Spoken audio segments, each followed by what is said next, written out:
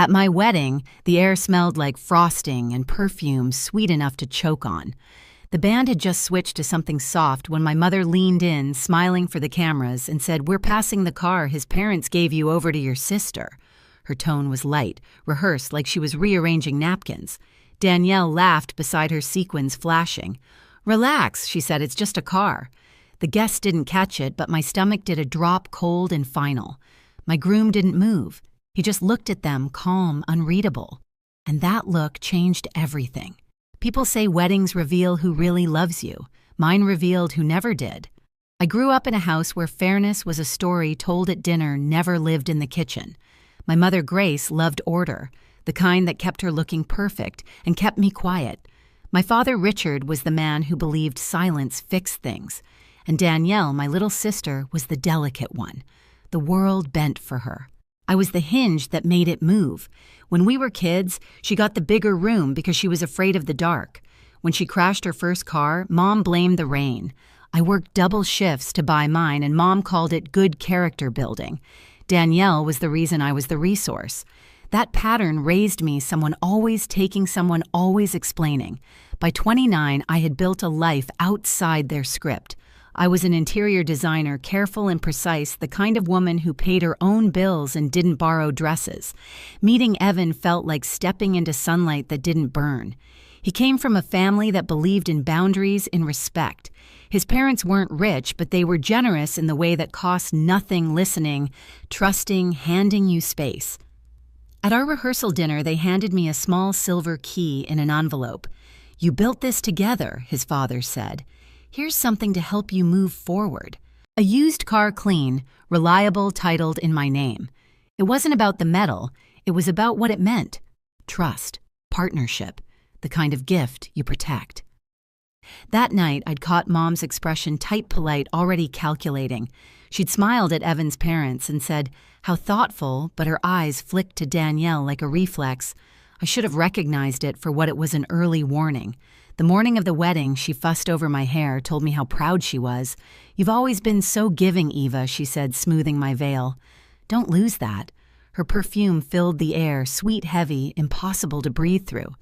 I smiled back, pretending not to understand the message behind the compliment. But part of me already knew. Some gifts aren't meant to be shared. The reception felt like a movie playing too loud. Laughter, clinking glasses, 1,000 polite smiles, all performing the same scene. Evan's hand rested on my back as we swayed through our first dance. For a moment, it almost felt safe, like the world had agreed to behave. Then I saw my mother cutting through the crowd, her pageant smile already set in place. She stopped beside us, perfume trailing behind her, and spoke just loud enough for the nearest tables to hear. "We're passing the car his parents gave you, over to your sister." Every sound in the room blurred. Someone laughed at another table. The band's singer drew out a note that suddenly felt like sirens. Danielle appeared glowing under the fairy light sequins, throwing shards of light across her grin. "Relax," she said, a playful shrug in her voice. "It's just a car." It wasn't about the car. It was about everything that had ever been taken and repackaged as kindness. I looked at my mother's face, composed, benevolent, so sure she was right. She tilted her head, waiting for me to perform gratitude. "You and Evan can manage with one," she added.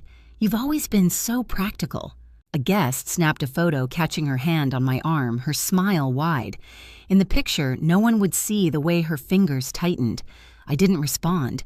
Evan's thumb brushed the inside of my wrist. A small question, "Are you okay?" I breathed in glass and frosting and the old taste of obedience. Dad drifted over, drawn by the tone in her voice. "What's going on?" he asked, eyes flicking between us. "Nothing serious." Mom answered quickly, "Just helping Danielle out. She's had awful luck with cars." Danielle laughed again, soft and rehearsed. "It's fine, Mom. She doesn't mind sharing." Sharing. The word landed like a bruise. I thought about the night I'd stayed up fixing Danielle's resume, the dress she'd borrowed, and lost the endless apologies I made on her behalf. All those small surrenders dressed as love. I smiled, then small, calm, dangerous. "You're right," I said. "I don't mind sharing." My mother relaxed, mistaking surrender for peace. Evan didn't. His hand found mine again, steady, certain. Across the room, the fairy lights flickered. A camera flashed. The air felt tight, like the moment before a storm breaks. I leaned closer to Evan and whispered, "It's starting again." He looked at me, not surprised, just ready, and in that silence I realized something simple: they didn't come to celebrate me. They came to test how much of me was still theirs. After the cake was cut and the music softened, the room began to empty into laughter and wine.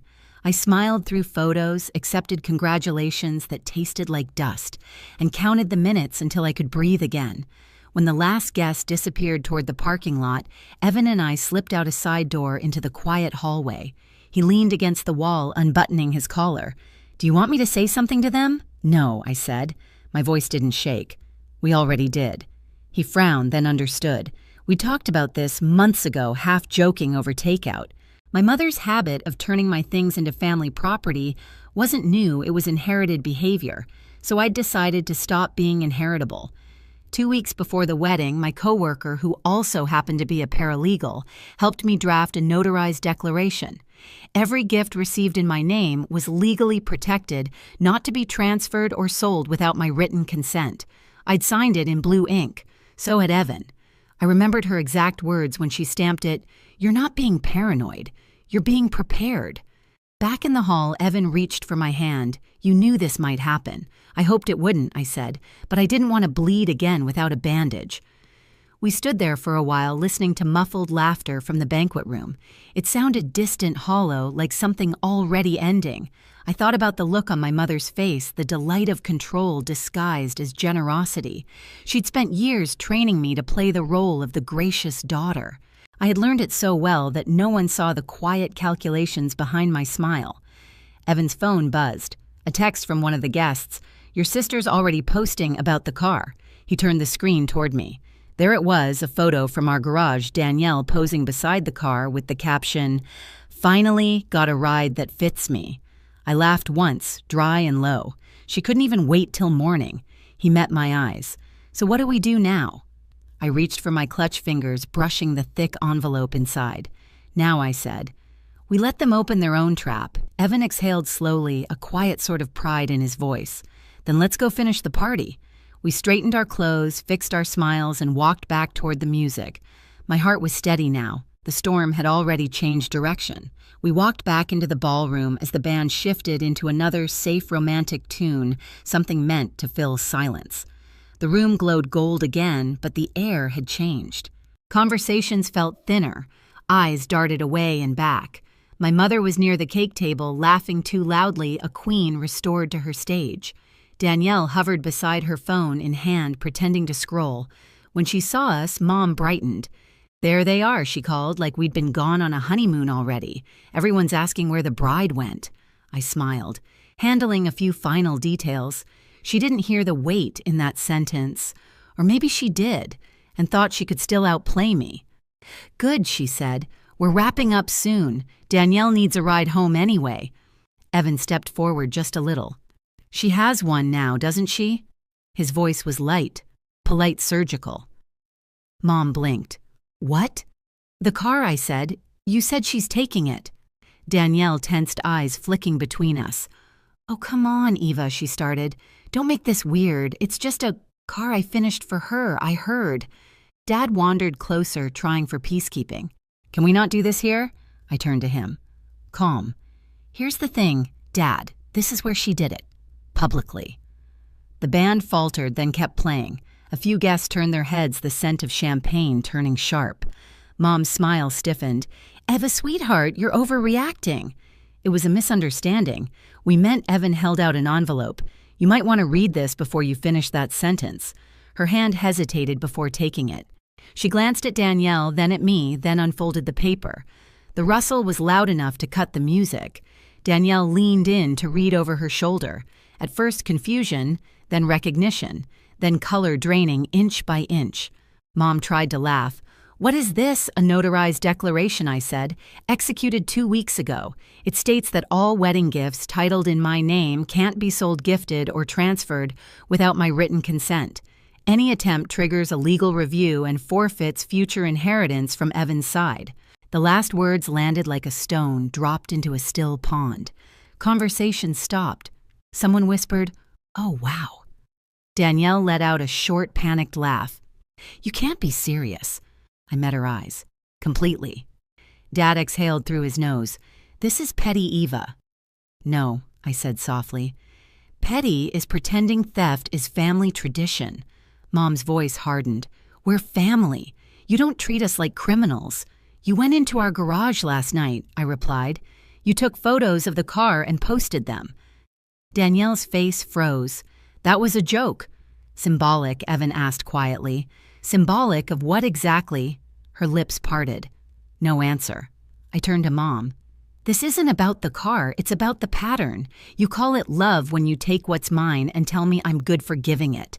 "You're being dramatic," she snapped. "Maybe I said, but this time the drama has witnesses." A ripple went through the guests, phones half raised, half hidden. Someone's aunt mouthed drama behind her champagne flute. Danielle's voice cracked.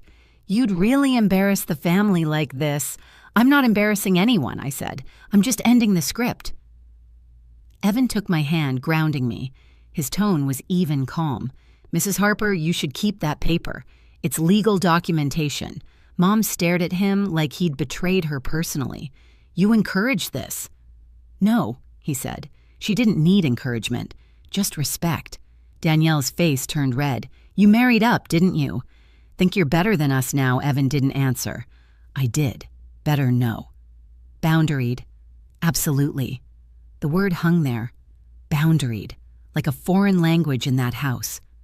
Mom tried again, desperate. "We raised you to be kind. You raised me to give," I said. "You taught her to take." That was the fracture. The one sentence that split the air in half. The band stopped playing altogether. Even the fairy lights seemed to flicker. Danielle stepped closer, trembling. "You'll regret this." I smiled faintly. I already did for 29 years. For the first time, Mom's perfect composure cracked. Her voice wavered. "Eva, please, don't do this in front of everyone. Then you shouldn't have done it to me in front of everyone." She opened her mouth again, but no words came out. The silence that followed was thick enough to touch. Evan leaned into the band. "Play something," he said quietly. The drummer lifted his sticks, uncertain. The singer looked at me for permission. I nodded. Music rose again, soft, defiant, a heartbeat. Evan pulled me back to the dance floor. The guests parted like we were royalty or a bomb. As we moved, I caught reflections in the mirrors. Mom's face pale and still. Danielle's mascara smudged, Dad staring at the floor. The envelope sat on the table between empty glasses. Evan whispered, "Breathe." "I am," I said. And for once, it was true. When the song ended, I turned to my parents, still frozen near the cake. "Help isn't theft," I said evenly, "and love isn't access." I placed the empty champagne flute beside the envelope and walked away with Evan through a sea of quiet stares. Behind us, the applause didn't come, just whispers like wind through a cracked door. Outside, under the string lights, I exhaled everything I'd been holding for years. Evan slipped his arm around me. "You okay?" I nodded. "I think I just stopped apologizing." He smiled. "About time." We stepped into the night, the music still humming behind the doors. Somewhere inside the smile my mother wore all my life finally fell. The drive home was quiet, the kind of quiet that felt earned. The city lights blurred past soft and far away. I rolled the window down, letting the wind pull at my veil until it came loose and drifted into the night. Evan laughed under his breath. "You just threw away your movie moment." "Good," I said. "I don't want one." We drove in silence after that, hand in hand, the same car they tried to steal humming beneath us. Every mile felt like distance from an old wound. When we reached our house, Evan turned off the engine but didn't move. "You did it," he said quietly. "I did what broke the pattern?" Inside the kitchen still smelled like the morning coffee we never finished. I slipped out of my shoes, feeling the tile cool under my feet. On the counter sat my phone, buzzing with missed calls, Mom. Danielle, unknown numbers. I turned it face down. Outside, crickets filled the air. For the first time, the silence didn't ache. It settled. Evan wrapped his arms around me from behind. "Still want that honeymoon drive?" I smiled. "Let's take the car." A week later, I stood in our kitchen with sunlight spilling across the floor. The same house, the same car in the driveway, but everything inside me felt rewired. On the fridge, one photo remained the moment at the wedding when Mom's smile cracked and I held the envelope. I used to think it looked harsh. Now it looked honest. I realized freedom didn't roar. It whispered. It was the sound of a phone that didn't ring anymore, of doors I could lock without guilt. People say families fall apart because of pride or money. Maybe. But sometimes they fall apart because one person finally stops pretending. I looked at that photo and whispered, "Boundaries don't destroy families. They define them." If you've ever had to draw a line with someone who called it love, share your story below. You're not alone, and you don't owe anyone your peace.